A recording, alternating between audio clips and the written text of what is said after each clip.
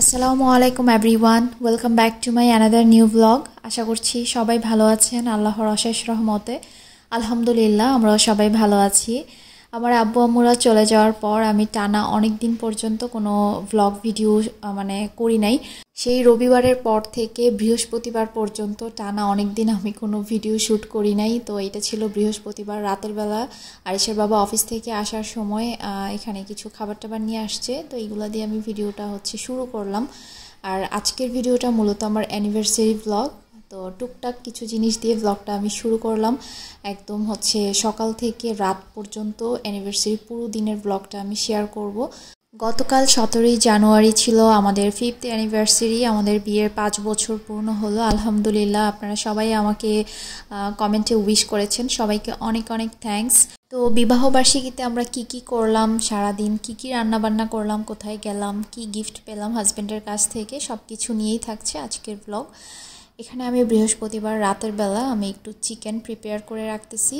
সকালবেলা আমি স্পেশাল কিছু একটা বানাবো সেটার জন্য। তো আরিশের বাবা আসার সময় মুরগি নিয়ে আসছিল, ওখান থেকে আমি ব্রেস্ট পিস কেটে ছোট ছোট করে কেটে নিয়েছি পিস। তারপর যে মশলা দিতে হবে দিয়ে আমি চিকেনটা ম্যারিনেট করে ডিপ ফ্রিজে রেখে দিয়েছি। আর এখন আমি বানিয়ে নিচ্ছি হোমমেড মেয়োনিজ। মেয়োনিজের কথা বলতে আমার মনে ছিল না, বাসায় মেয়োনিজ শেষ। তো ভাবলাম যে কোনো সমস্যা নেই, আমি তো মেয়োনিজ বানাতে পারি। তো আমি একটু মেয়োনিজও বানিয়ে রাখলাম রাতের বেলা, এটা আমি ফ্রিজে রেখে দিব। আর মেয়োনিজের রেসিপি কিন্তু আমার অন্তুস কুকিং চ্যানেলে ডিটেলসে দেয়া আছে। আমি এখানে গুঁড়া দুধ দিয়ে মেয়োনিজটা বানিয়েছি। তারপরেই তো রাতের বেলা এগুলো আমি রেডি করে রেখেছিলাম। আর তারপর দিন সকালবেলা আমি এখন নাস্তা বানাবো। আজকে আমাদের ম্যারেজ অ্যানিভার্সারি, তো সকালের নাস্তায় আমি একটু স্পেশাল কিছু বানাবো। আর আমি বানাবো বার্গারের জন্য সব কিছু আমি প্রিপেয়ার করে নিয়েছি। আর এই যে আগের রাতে ম্যারিনেট করা চিকেনটাও আমি ভেজে নিলাম। মেয়োনিজের সাথে টমেটো সস মিক্স করে বার্গার সসটা বানিয়ে নিলাম। এখন আমি 3টা বার্গার বানিয়ে নিব আমাদের 3 জনের জন্য। আরিশের বাবা বার্গার বানিয়ে আসছিল। অনেকে ভাবতে পারেন যে সকালের ব্রেকফাস্টে বার্গার কেন, বিকেলের স্ন্যাক্স হিসেবে বার্গার ঠিক আছে, বাট সকালে তো এটা হেভি হয়ে যায়। আমি সকালে বানাচ্ছি এই কারণে, বিকেলবেলা আমরা বাইরেই খাওয়া হবে। আর বানগুলার খুব বেশি দিন মেয়াদ থাকে না, 2-1 দিন থাকে আর কি এরকম। তো যেহেতু নিয়ে আসছে ভাবলাম যে বার্গার বানিয়ে নিই আর সকালের নাস্তায় বার্গার খেয়ে ফেলবো। তো এই যে আমি এখানে সসটাকে আগে দিয়েছি, ব্রেডটাকে মাঝখান দিয়ে আমি কেটে নিয়েছি বানগুলাকে আর কি। তো এখন আমি শসা দিয়ে দিলাম। আমি আমার মতো করে বানাচ্ছি, আমি নর্মালি যেভাবে বাসায় বার্গার বানিয়ে খাই। আমি এর আগে রেসিপি ডিটেলসে শেয়ার করি নাই। প্রায় সময় বিকেলবেলা আরিশকে আমি হোমমেড বার্গার বানিয়ে দিই, বাইরে কেনারটা থেকে আমি এখন ওকে বাসায় বানিয়ে দিই। আর আরিশমণি বার্গার খেতে পছন্দ করে, সেজন্য এখন প্রায় সময় আমি বাসায় বার্গার বানিয়ে থাকি একদম ইজি ওয়েতে। তেমন কিছু ইনগ্রেডিয়েন্টস লাগে না, বাসায় যা থাকে তাই দিয়ে আমি বানিয়ে দিই সিম্পলভাবে। আর এই সিম্পলভাবে বার্গারটা খেতেই অনেক বেশি ভাল লাগে। আর এটা যেহেতু বাসায় তৈরি, অনেক হেলদি। তো এই যে আমি একে একে সব কিছু দিয়ে দিলাম, আমি আমার মতো করে দিয়েছি। আপনারা চাইলে এখানে অনেক ইনগ্রেডিয়েন্টস অ্যাড করতে পারেন, লেটুস পাতা দিতে পারেন, অনেক কিছুই দেওয়া যায়। তো আমি আমার মতো করে বানিয়ে নিলাম। এখন একটু প্যানের মধ্যে বানগুলাকে একটু হালকা করে সেঁকে নিব, এতে খেতে ভাল লাগবে, আরও বেশি সফট হবে। এই তো মজাদার বার্গার রেডি। আমরা এখন নাস্তায় খেয়ে নিচ্ছি। আরিশের বাবা একটা একটা করে বাইট দিচ্ছিল আর প্রশংসা করতেছিল, বলতেছিল আমেরিকান বার্গারের মতো মজা হয়েছে। ও অনেক বাড়ায় বাড়ায় বলতেছিল। যাই হোক, বার্গারটা অনেক বেশি মজা হয়েছিল। আর বাসায় এভাবে বার্গার বানিয়ে খেতে কিন্তু ভালোই লাগে। আর এখানে আমি চিজ দেই নাই, আপনারা চাইলে চিজ অ্যাড করতে পারেন, বাসায় আমার চিজ ছিল না। এই তো আমরা এখন নাস্তাটা খেয়ে তারপর আমি রান্না বান্না করব। আজকে ক্যামেরার সামনে চলে আসলাম আর বিশাল বড় একটা বাইট দিয়ে আমি আমার ব্রেকফাস্টটা কমপ্লিট করে নিচ্ছি। বার্গার অলওয়েজ বিকেলে খাওয়া হয়, আজকে ফার্স্ট টাইম সকালের ব্রেকফাস্টে খাচ্ছি, যেহেতু বিকেলে বাসায় থাকা হবে না, বাইরেই খাওয়া দাওয়া হবে। তো এখন আরিশের বাবা চা বানিয়ে আনলো, সাথে হালকা কফি মিক্স করে। চাটা খুব মজা হয়েছিল। এই তো আমরা চিয়ার্স করে চাটা খেয়ে নিলাম। চাটা খেয়ে এখন চলে আসলাম রান্নাবান্নাতে। যেহেতু আমাদের ম্যারেজ অ্যানিভার্সারি, একটু স্পেশাল কিছু তো রান্না করতেই হয়। তবে অন্যান্য সময়ের মতো এবার আমি একদম এক গাদা অনেক কিছু রান্না করব না, কারণ আমাদের খাওয়াটা খুব কম হয়। আমি রান্না অবশ্য দেখা যায় যে বেশি করে ফেলি অনেক সময়। তো এখানে আমি অল্প পরিমাণে গরুর মাংস নিয়েছি, গরুর মাংসটা আলু দিয়ে সুন্দর করে রান্না করব। আর একটু পোলাও রান্না করব, ব্যাস, আর কিছু না। সাথে থাকবে কোল্ড ড্রিঙ্কস আর সালাদ। তো আমি এর পাশাপাশি অন্য কোনো আইটেম আর করতেছি না, চিকেন করতেছি না, কারণ রিচ ফুডে এখন আমাদের দুজনেরই কেন জানি মানে খাওয়ার রুচিটা আসতেছে না, আর ইদানিং খুব বেশি রিচ ফুড খাওয়া হয়েছে। তো ভাবলাম যেহেতু স্পেশাল দিন একটু কিছু তো খেতেই হয়, স্পেশাল জিনিস। সে অবশ্য আমাকে আজকে বলছিল যে বাইরে লাঞ্চ করার জন্য, কিন্তু আমি রাজি হই নাই।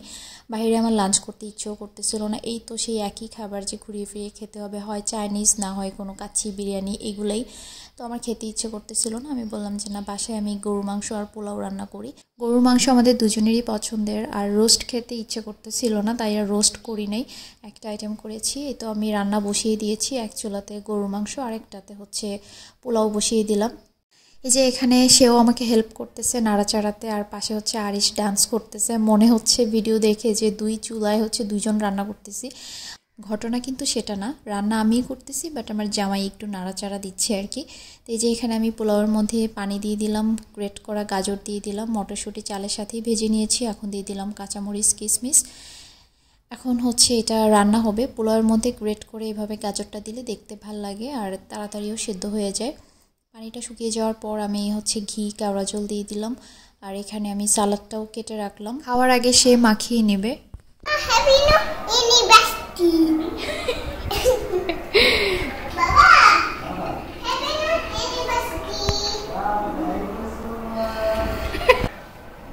আপনারা শুনলেন তো আরিশমণি কি বললো যে মা happy new anniversary.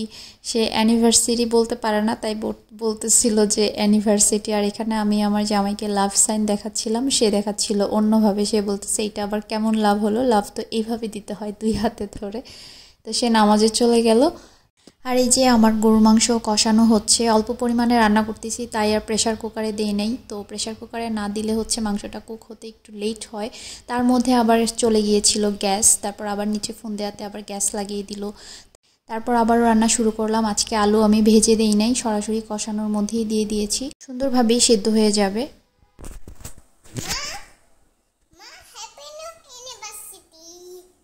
Happy anniversary. Thank you. Anniversary. Thank you mumma. তোমাকেও থ্যাংক ইউ। মা হ্যাপি নিউ ইউনিভার্সিটি। দুষ্টু।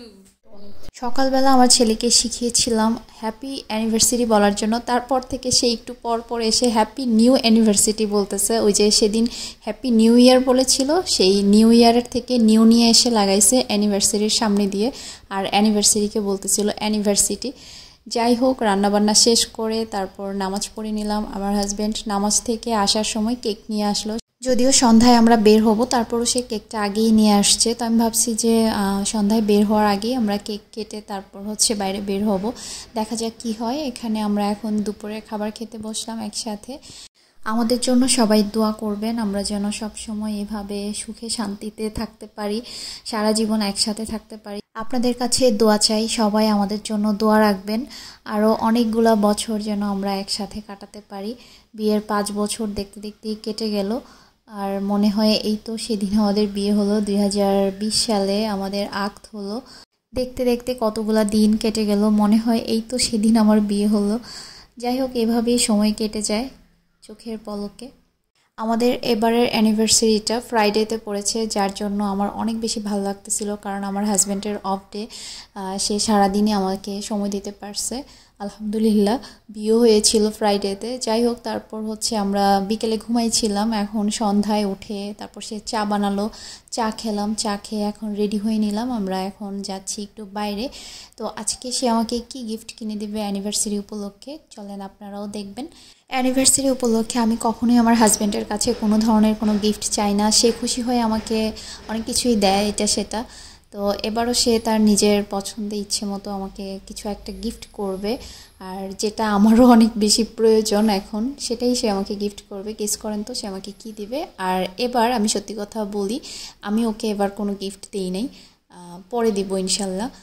তো এই তো আমরা চলে আসলাম সানমার শপিং মলে। তো এখন আমরা যাব হচ্ছে মোবাইলের শোরুমে। এবার তো সবাই বুঝে গেলেন যে সে আমাকে কি কিনে দিতে যাচ্ছে। বাই দ্য ওয়ে, আমরা এখন চলে আসছি ফোন দেখতে। আমি তো মোবাইল নিতাম, সেটা আপনারা জানেন, কিছুদিন আগে আমি ব্লগে বলেছিলাম যে আমার নতুন একটা ফোন নিতে হবে। তো সেটা নিয়ে আমি কনফিউজড ছিলাম, পরে আর নেওয়া হয় নাই কি নিব। তো আজকে হচ্ছে সে আমাকে ফোন কিনে দেবে। তো পরে হচ্ছে আমরা ডিসাইড করি আর কি যে আমি স্যামসাং সেটটাই নিব, স্যামসাং A55 5G যে সেটটা ওইটাই নেব। তো এখন হচ্ছে আমি কালার কনফিউশন ছিলাম যে কোনটা নিব, পরে খুব সুন্দর একটা কালার আমি নিয়েছি, লিলাইক যে কালারটা, হালকা একটা পার্পল কালার, খুবই সফট একটা কালার, মেয়েদের জন্য একদম পারফেক্ট একটা কালার। আর আমি হচ্ছে সেটটা ডিটেলসে বাসায় গিয়ে দেখাবো খুলে, এখানে আমি খুব বেশি একটা ভিডিও করতে পারি না। আর একটু জ্বালাতন করতেছিল, এদিকে ও হচ্ছে ফোন কিনায় একটু ব্যস্ত ছিল, তো আমিও কমপ্লিটলি ভিডিওটা সুন্দরভাবে করতে পারি নাই। তো ফোন পারচেস করতে করতে আমাদের অনেকটা সময় লেগে যায়। এই যে ইনটেক বক্স, এখন এটাকে আনবক্সিং করা হবে। তো এখানে আরিশমণি আমার কোলে বসে আছে, ওই মুহূর্তে সে বারবার বলতেছিল মা বাসায় যাব, কেক কাটবো, অস্থির হয়ে গিয়েছিল, যার জন্য আমি আনবক্সিংয়ের পার্টটাও আমি ভিডিও করতে পারি নাই। তো যাই হোক, আমাদের এই তো ফোন কেনা হয়ে গিয়েছে, আর এটা হচ্ছে আমার নতুন ফোন, কালারটা অনেক সুন্দর না? তো জামাইয়ের কাছ থেকে গিফট পেলাম, আলহামদুলিল্লাহ, থ্যাংক ইউ জামাইকে। তো এখন হচ্ছে মোবাইলের ব্যাক কভার, তারপর হচ্ছে প্রোটেক্ট গ্লাস, চার্জার সব কিছু নিয়ে নিলাম। আর আমি ব্যাক কভার হচ্ছে এখন যেহেতু নতুন ফোন, যেটা হচ্ছে ট্রান্সপারেন্ট কালার, ওইটাই নিয়েছি। পরবর্তীতে হচ্ছে আমি অন্য কোনো কভার ইউজ করব আর কি। আর স্যামসাংয়ের সাথে এখন আর চার্জার দেয় না, জাস্ট হচ্ছে কেবলটাই দিয়ে দেয়, অ্যাডাপ্টার আলাদা নিতে হয়েছে। তো ফোন টোন কেনা শেষ করে তারপর সে আমাকে নিয়ে আসলো ফুলের দোকানে, আমাকে ফুল কিনে দিবে। যেহেতু অফ ডে, সেহেতু হচ্ছে আমাকে নিয়েই ফুলটা কিনতেছে। অন্য সময় দেখা যায় অফিস থেকে আসার সময় ফুল নিয়ে চলে আসে। তো আমি আজকে ওকে বলতেছিলাম কোনো ধরনের ফ্লাওয়ার বুকেট কিনো না, কারণ ও অনেক বড় বড় ফ্লাওয়ার বুকেটগুলো কিনে। তো এবার আমি অনেক বড় ফুলের তোড়া চাচ্ছি না, আমি হচ্ছে ওকে বললাম যে তুমি 5 কালারের গোলাপ নাও সুন্দর দেখে। তো সে এখানে খুঁজে খুঁজে 5 কালারের 5টা গোলাপ নিচ্ছে। তো এইটা এভাবে নেওয়ার উদ্দেশ্য হচ্ছে আমার মানে বিয়ের 5 বছর, তাই হচ্ছে 5টা গোলাপ। তো 5টা গোলাপ আমি চিন্তা করলাম যে 5 কালারের 5টা নেই।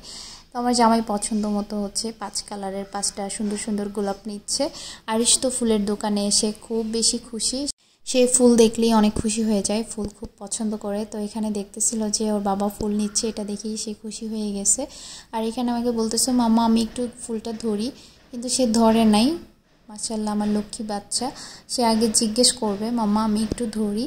তো এই যে আমার জামাই হচ্ছে এই 5 কালারের 5টা গোলাপ আমাকে দিল, আমি দিলাম আমার বাবাকে।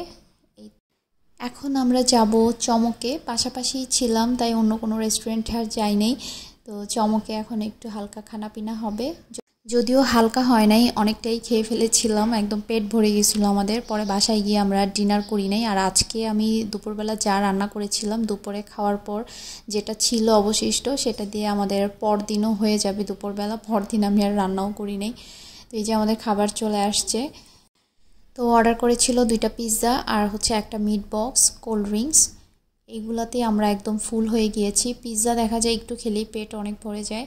তারপর সে আমাকে ফ্রিল্যান্ড রেস্টুরেন্টে কফি খাওয়াতে নিয়ে যেতে চেয়েছিল, কিন্তু ওইটা একটু বেশি দূরে, অলরেডি 9:30 বেজে যাচ্ছিল এখানেই। তো পরে আমি আর ওখানে যাই নাই, কারণ রাত হয়ে যাবে আর এখান থেকে ডিস্টেন্স অনেকটাই।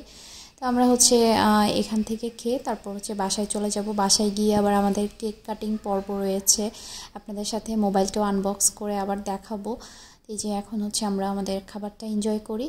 সেদিন আমরা যে 4 ফ্লেভারের পিৎজা খেয়েছিলাম, ওখানের প্রত্যেকটা ফ্লেভারই আমাদের কাছে ভালো লেগেছিল, তাই আজকে হচ্ছে ওইখান থেকেই 2টা ফ্লেভারের নিয়েছি। আর 2টাই হচ্ছে লাস্ট পর্যন্ত আমাদের শেষ করতে একদম মানে আমার একদম জান ফাটাফাটি হয়ে গেছে, এত বেশি মানে হেভি খেয়ে ফেলেছিলাম আর কি।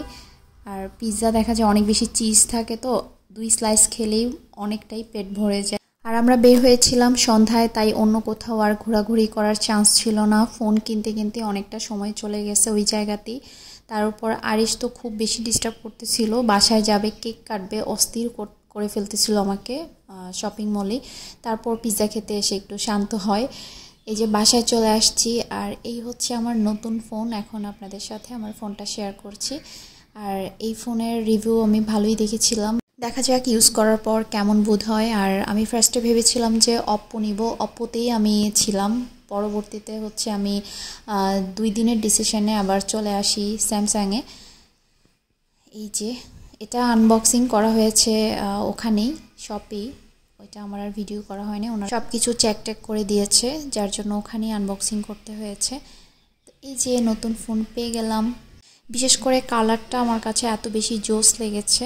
কালারটা খুবই সুন্দর। এক্স্যাক্ট কালারটা আমার ক্যামেরাতে আসতেছে না, সরাসরি খালি চোখে কালারটা দেখতে আরও বেশি সুন্দর।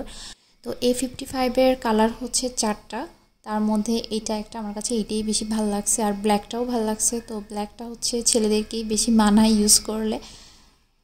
তো একটু সুন্দরভাবে ভিডিও করতে চাচ্ছিলাম, বাট রাতের কারণে কোয়ালিটি খুব একটা ভালো হচ্ছে না। আর আমি যে ফোনটা ইউজ করি OnePlus, অনেকেই জিজ্ঞেস করেন আমি হচ্ছে কোন ফোন দিয়ে ভিডিও করি। আমি হচ্ছে OnePlus 7 Pro এটা ইউজ করতেছি আর কি, আর এখন থেকে এটা ইউজ করব। তো রাতের বেলার কারণে হচ্ছে অনেক সময় ভিডিও কোয়ালিটি ভালো আসে না, আর আমার ক্যামেরাটাও আগের থেকে অনেক বাজে হয়ে গিয়েছে। যেহেতু আমি চুলার পাশে হচ্ছে কাজ করি, রান্নাবান্না ভিডিও করি, চুলার হিটে, গরম হিটে দেখা যায় অনেক সময় আমার ক্যামেরাতে বেশি ইফেক্ট পড়ে খুব তাড়াতাড়ি। তো চার্জারের অ্যাডাপ্টার হচ্ছে ব্ল্যাক কালার, আর কেবল হয়ে গিয়েছে হোয়াইট কালার। যাক, ব্যাপার না। এখন আমরা হচ্ছে কেক কাটবো। কেক কাটতে কাটতে বেজে গেছে রাত প্রায় 11টার কাছাকাছি। আরিশ তো সেই সন্ধ্যা থেকেই অস্থির হয়ে গিয়েছিল, তো সন্ধ্যার দিকে আর কেটে বাসা থেকে যাইনি, ভাবছি যে বাসায় এসে কেকটা কাটবো। এই যে বসে গেলাম আমরা 3জন কেক কাটতে। সবাই আমাদের জন্য, আবারও বলছি, দোয়া করবেন, সারা জীবন যেন এভাবে সুন্দরভাবে থাকতে পারি, সেই দোয়াটাই করবেন। আর প্লিজ মাশাল্লাহ বলতে ভুলবেন না কেউ, একবার মাশাল্লাহ বলে দিবেন। আরিশ তো কি খুশি, হাসিতে কুটুকুটু।